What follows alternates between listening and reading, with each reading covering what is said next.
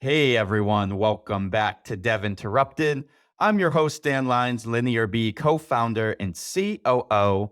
And today we're continuing our series on the journey, the career journey of an engineering leader with Bhavini Soneji, former VP of Product Engineering at Cruise.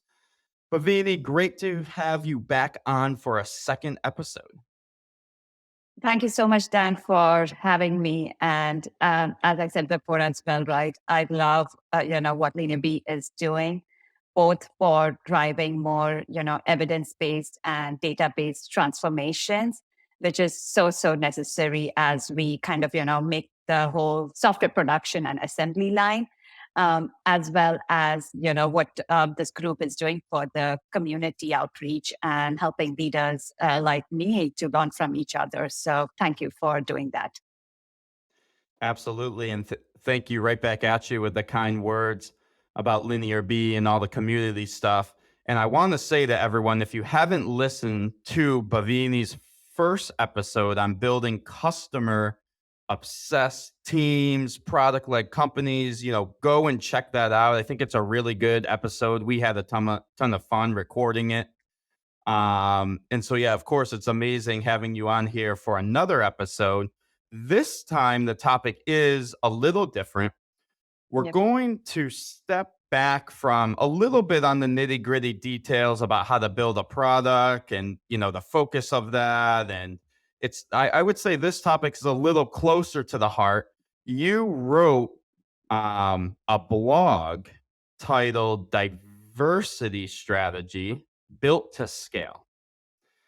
And in it, you discuss how to drive diversity, inclusion, improve the number of women represented in tech, all of these really, really important things and, some amazing, I guess, stories there. I'm really looking forward to hear your insights about all of these topics. And I think we can kind of just maybe start out simple here for a second. Our first topic is driving diversity in tech. And in your own words, when you just think about it for yourself without being like academic, maybe like, why is that important or why does it matter to you?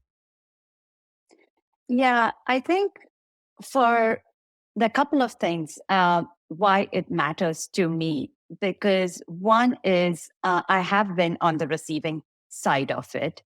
And B, when I see the next generation, I want to bring that change. And I would say the last but not the least is I have seen it firsthand of how it impacts driving better outcomes for the company, for the team. So I'm a firm believer of it. And I'll tell you, one story around that. Uh, you know, allyship. Like people talk about, what is and why is allyship important. And that is where when the majority starts, supporting advancement of minority initiatives and advances, that's how a transformation comes about. And that's why to drive this, you need both the parties to come together. And that's where I want to bring that awareness on, how this would help the leaders and the company. And the one of the stories, kind of touching back to why it's important to me, one of the stories that came to my mind was, during the George Floyd Black Lives Matter movement. I have twins who were, I think, probably young at that age, and we had taken them for one of the support rallies. Mhm. And then when we came back, my kid is asking, "Oh, there were so many non-Black people." And that's when it was an aha moment for them to learn from these examples that for a change to happen, everyone needs to chip in. Yeah. It's a it's a fairly complicated subject, I think, because there's a lot of emotion behind it. So that's kind of like, and there's kind of like, I could even go back to like a human rights type thing. And, seeing people that might not look like you or maybe look different than you, all of that kind of stuff. And then there's like, I would call it like a business academic side to it as well, where you talk, if you're just looking at numbers, you can talk about performance. And I think, for example, in your blog, you cite a study from McKinsey and Company stating that companies with diverse exec teams are 33% more likely to outperform competitors in Yep. terms of profitability. So it's kind of like you have these two, this or at least for me, like this emotional side and like human side, and then there's like a performance side. If we started with just the performance side, Yep. why do more diverse teams perform better? Yeah. Here's my perspective on that, Dan. One is when you have diverse teams, it's mimicking a better customer mix composition, which means you get better insights and evidence on problems, as well as better validity of hypothesis right there as part of your team. It fosters creativity and bringing in different perspectives. What this leads to is debates, discussions, more knowledge sharing, and thus avoiding the confirmation bias, which in turn leads to continuous learning and pushing the comfort zone boundary and builds grit to persevere. It instills a sense of belonging, being heard, being valued, taking risk. And if you reflect back on all of these are the tenets for a strong culture and innovation framework. And hence, diverse teams perform better. They give better outcomes. Yeah. I think like a lot of the things that we do, at least in like product engineering, we're solving complicated problems. And especially if you go into, I think, an executive room, the right answer or the right thing to do, it's not really like black and white. There's a range of Totally. outcomes or like a range of perspectives. And what I can say just from personal experience, I would say a more diverse room brings more perspectives and Yep. more solutions, I think, to problems where there's not only one solution. So that's Yeah. one thing I've personally experienced. And I would also say the vibe of the room gets a little more collaborative. It's kind of like balanced out. Like if you just have, let's say, all white men, all white males in an executive room, it's very stale. It's a very, very stale feeling.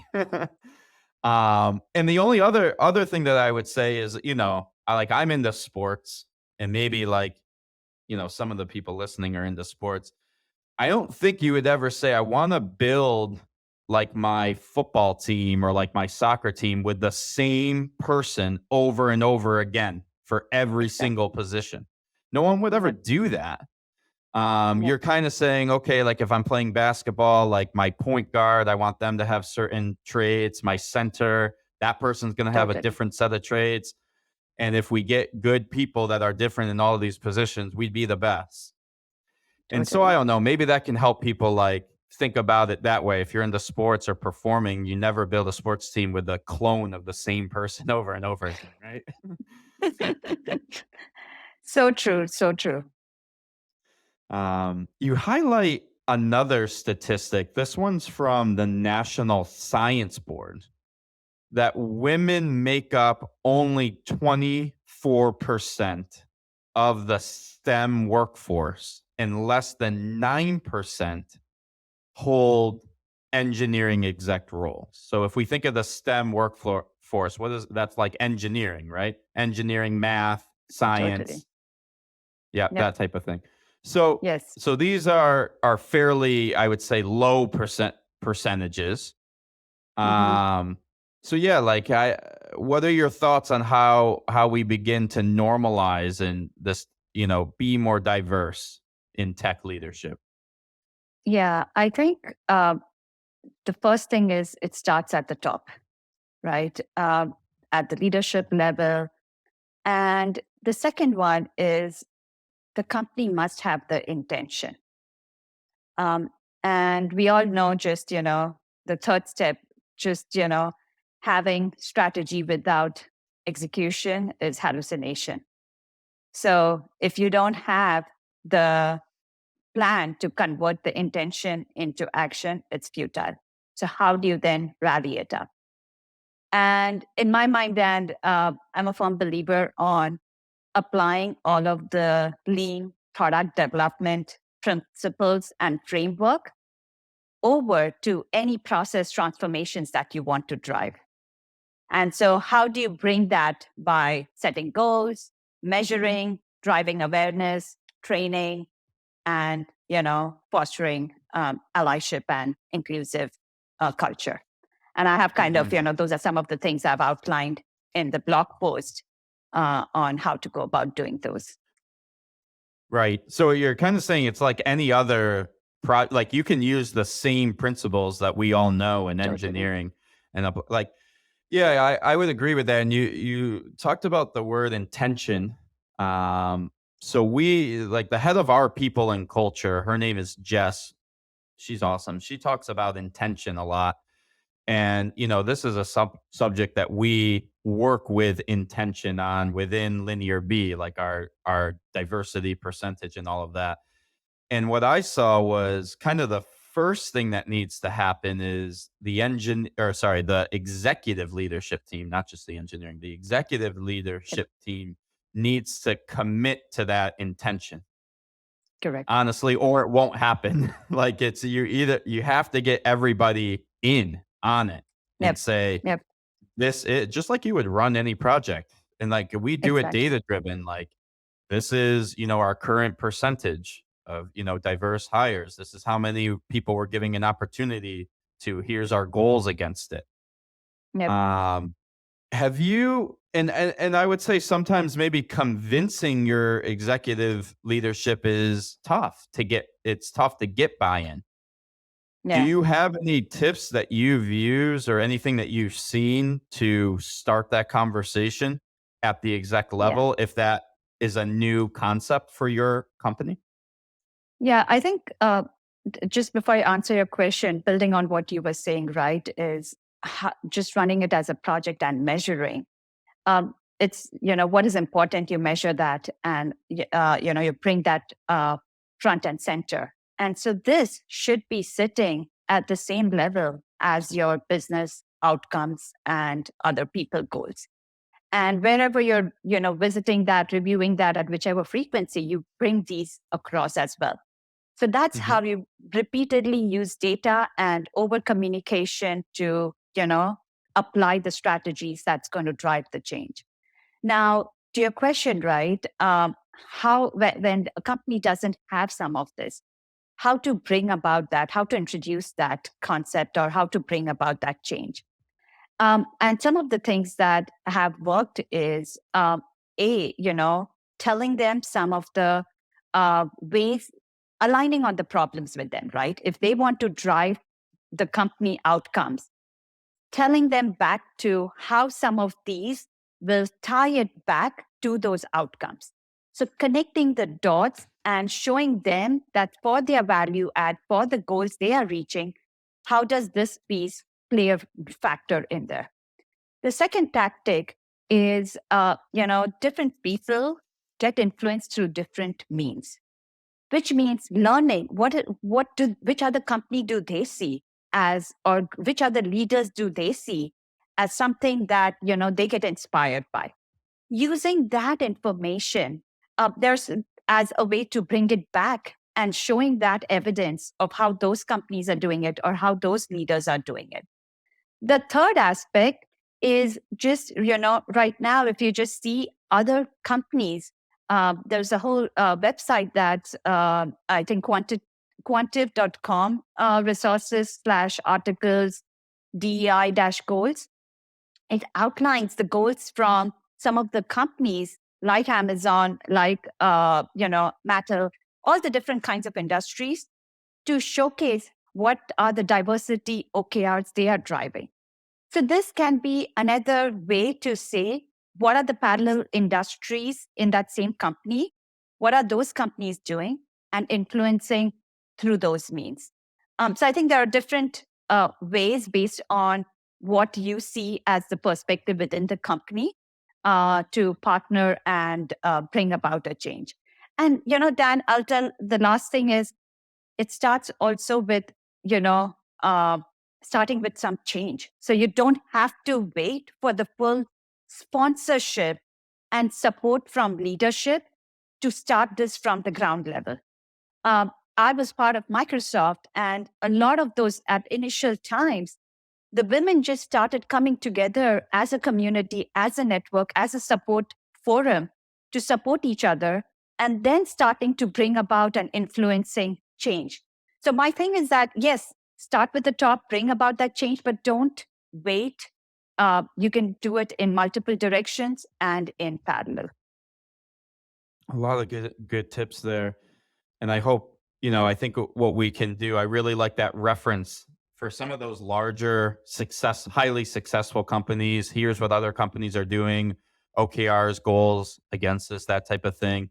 Yeah, I'd love to include that as a link for our listeners, because I do see that useful as a gateway to say, like, hey, our company's not doing this yet, but look at some other successful companies that have goals Yep, against it. Here's how they do it. That kind of gives confidence.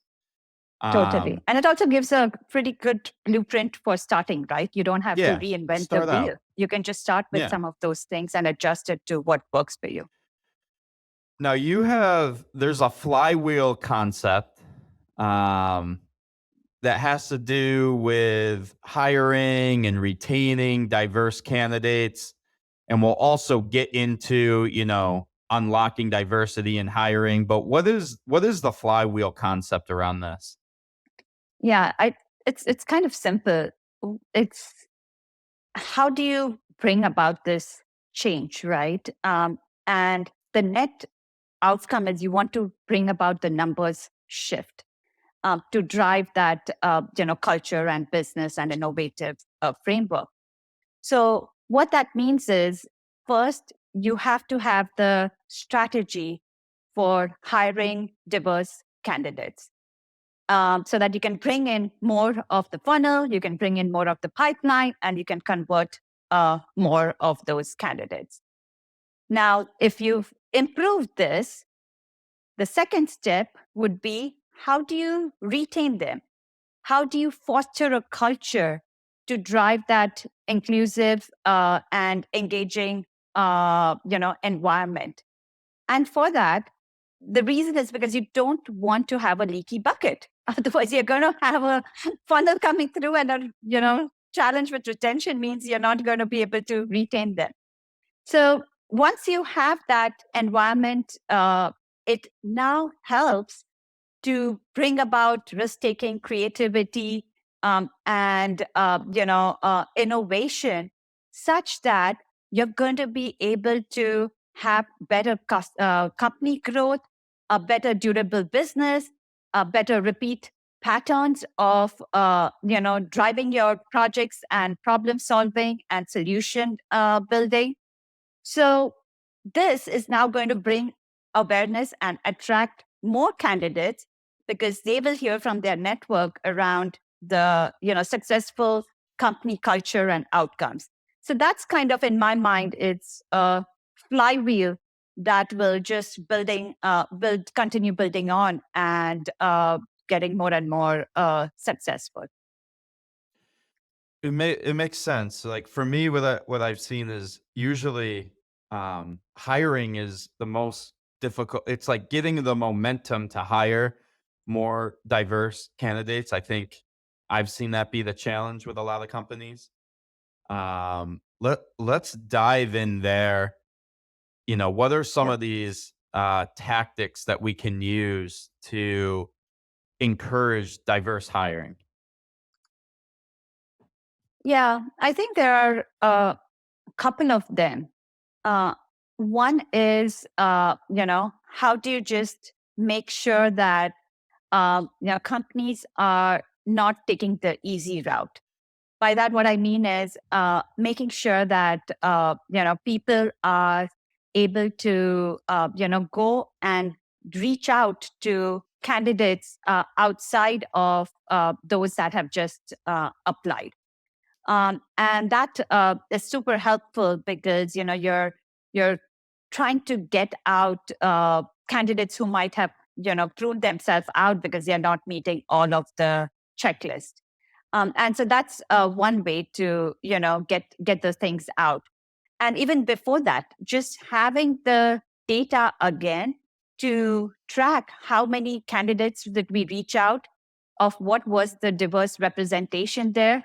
How can we drive those numbers change through various other outreaches to seek out these diverse representations, and then making sure that during the interviewing as well, we are not having biases towards some of the ways of assessing the candidates and falling into the mindset of like-minded correlations. So those are the other ones. And I think just one more thing, during the interviewing, it's very helpful to have that representation of some of the minority interviewers on the panel to get some of the signals, as well as for the candidate to be able to relate and ask more questions. If we kind of break down each step that you're saying, the first thing that we need to do is allow for the candidate pool to increase. The Yep. diverse candidate pool needs to get larger. So it's kind of like a funnel. Yep. And Yep. I have a note here about tackling the application dilemma, um, which I think you're calling out maybe some of the differences on this one between like a male and female approach to job applications. Is there anything you'd like want to like highlight there for the audience, and how maybe to not have like a bias in that situation? Yeah, I think the research basically shows that when you have people, and this is just based on some of the analysis that was done, which I can totally relate and agree. That's have been my observation as well. Is when you have an application and all the requirements listed, female candidates will apply only if they check off all of them. And male candidates will apply even if they, checklist one of them. So how do you make sure that, your job description is, conducive to getting a full, well-represented, persona of the profiles? And so that's one of the things. And there is a software, Text IO, that does some of the analysis to kind of make sure some of the ways that's coming up aligns to a diverse representation of workforce. That's really cool. Yeah, again, I would just say from personal experience, it's not all the time, and I don't want to speak like out of line here, but I will say when I'm a little more conscious to give diverse candidates an opportunity at an interview, because you don't know them. I'd say like opportunity to interview. You don't know them when you're looking at the resume or something like that. And I'm usually um, more often and not surprised, almost wanting to say, "Hey, you could like bolster your or like be more confident in your resume." Like I came in with like a lower expectation, and I'm surprised. And I would say Totally. the other way around, like sometimes with the other group, it's like, "Oh, you looked better on paper than you really are." So maybe it's just like a little bit having a mindset there, like remembering that difference. Totally. Um, Totally. and then, once you get a diverse candidate into the interview process, you have something here around the power of interview panel diversity. So what's up with that? What's up with the panel?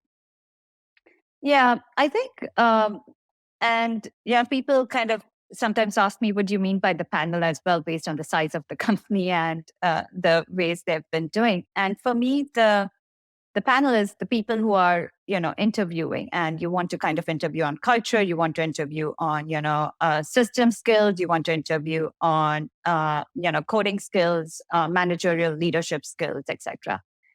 And so you just want to make sure that, you have a well represented panel so that there is some, connection with the candidate as well. And the reason is twofold. One is in case of a minority candidate coming through, they can now relate to this individual and they can ask more pointed questions around the experience. And that helps them to know and understand what the company culture and what they're getting into. So it can help selling as well to the candidate. The second aspect is around, how does this help with non-minority candidates? Because, that's going to be the case as well.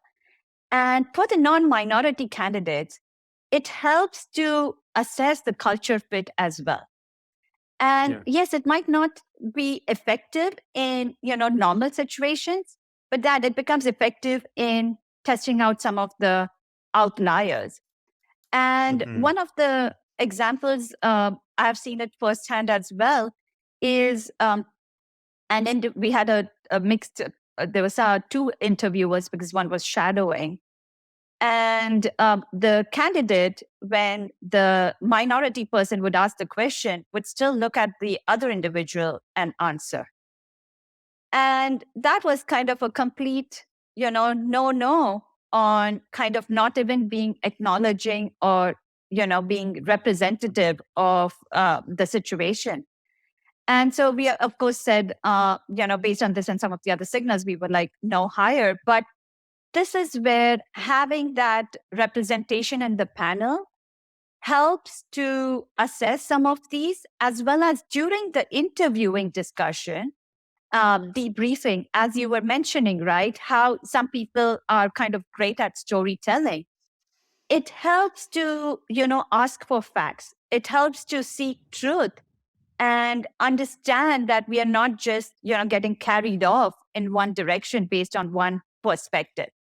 So this again helps to, assess both minority and non-minority candidates to make sure they are, a better fit for the company and the intentions the company wants to pursue. Yeah, that's really cool. I mean, I think if you're not using a diverse panel today in the interview process, like you said, there's a lot of benefits there, and that's something that you can, if you're listening, suggest to your company. I think it's like a really smart, easy suggestion that usually Yep. works. And one thing that I've, again, this is not data for me, but one thing that I've seen, um, maybe there's like two types of biases. One thing is, do I look like the person that I'm interviewing? So if it's like I'm a male, or I'm a white male and I'm interviewing a female, or I'm a white male, this is just for me personally, and I'm interviewing a minority candidate. There's like almost like a bias training. I think we're gonna talk about this to say, okay, can I recognize that this person I'm interviewing does not look like me, and therefore I may have this like natural bias against them. Let me like cognitively turn that off or think about it. In smaller companies, you might not even have that minority representation in tech already if you're at the starting. And so how to be creative, right? You can bring in from different functions to just, get a connection and do a lunch and learn or culture fit, etc. So just be open to creative ways to, drive the outcomes.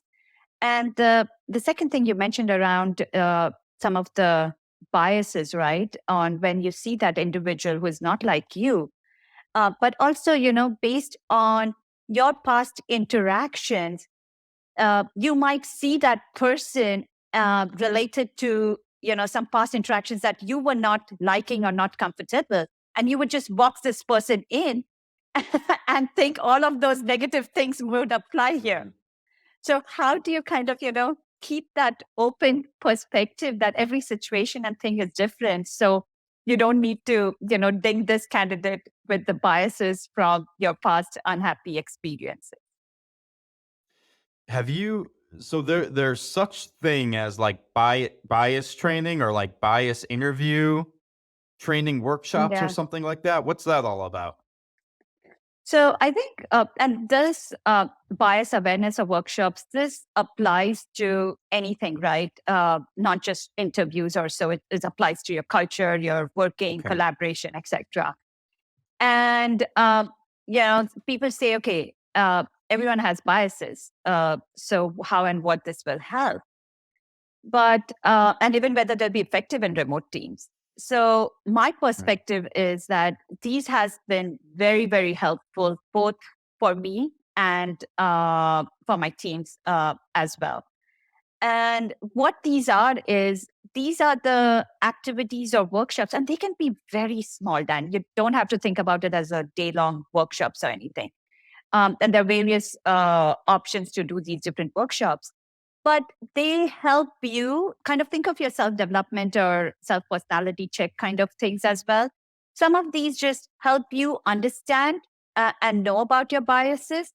Sometimes you knew about your biases, but you did not know additional ones that you had or in which aspect they are surfacing up. So these things help you to connect back to how you are coming across and how you want to, change some of those mindsets. And the key in these things is doing breakout sessions.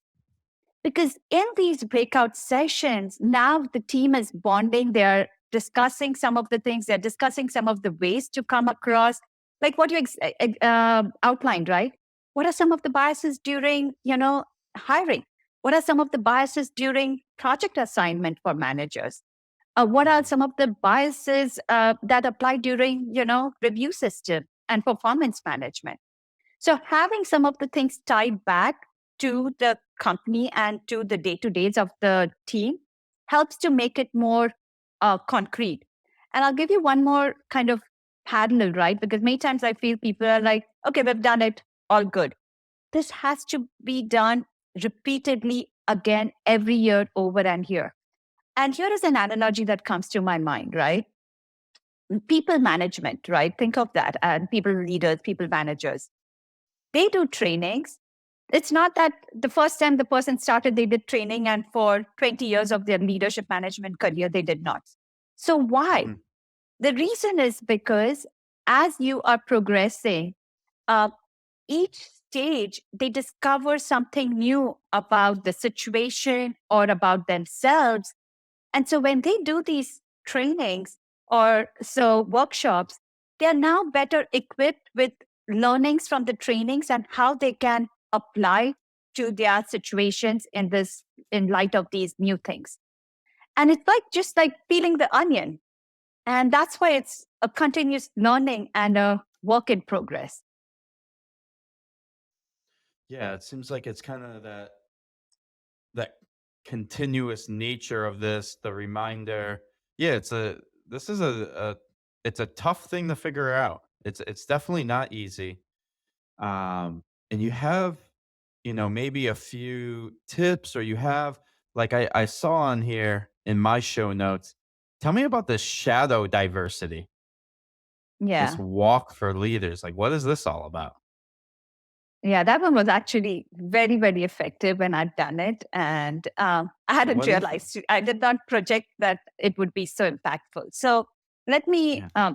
let me walk you through it. So it ties back to kind of, what I was saying is I'm a big proponent on the product development principles. So this is kind of, Yeah. following that framework of Gemba walk, which is shadowing your customers. And that gives you the first-hand visibility into the specific challenges and how to effectively, transform them. So how do we as leaders understand the challenges of, minority or the inclusivity environment culture, and how do we learn from it and bring about that change? And so what I had done was, and different people can apply kind of, different ways based on this pattern. So what I had done was I was hearing some of the things from my minority individual representatives. So I had a women manager who, connected with the minority group and had a candid discussion of, blameless and no names kind of called out. And, thinking about, okay, what are the challenges people are facing? What are the suggestions that the minority groups have for fixing it?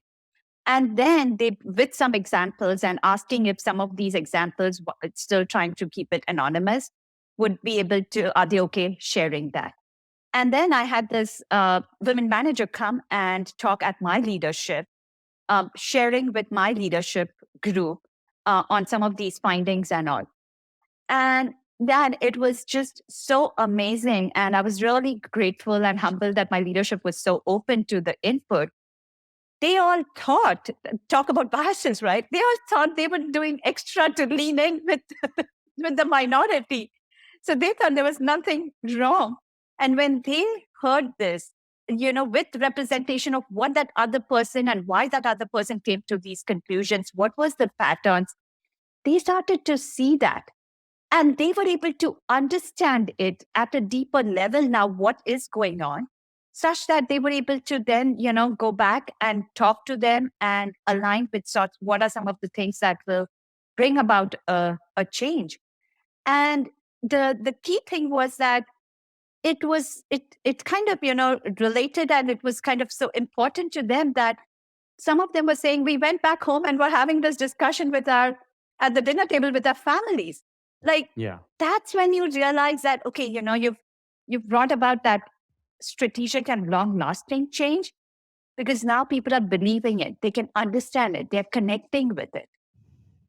So I think That's it very was cool. just very, very powerful insight for me. And I try to apply this pattern more and more to kind of, get more insights and bring them back.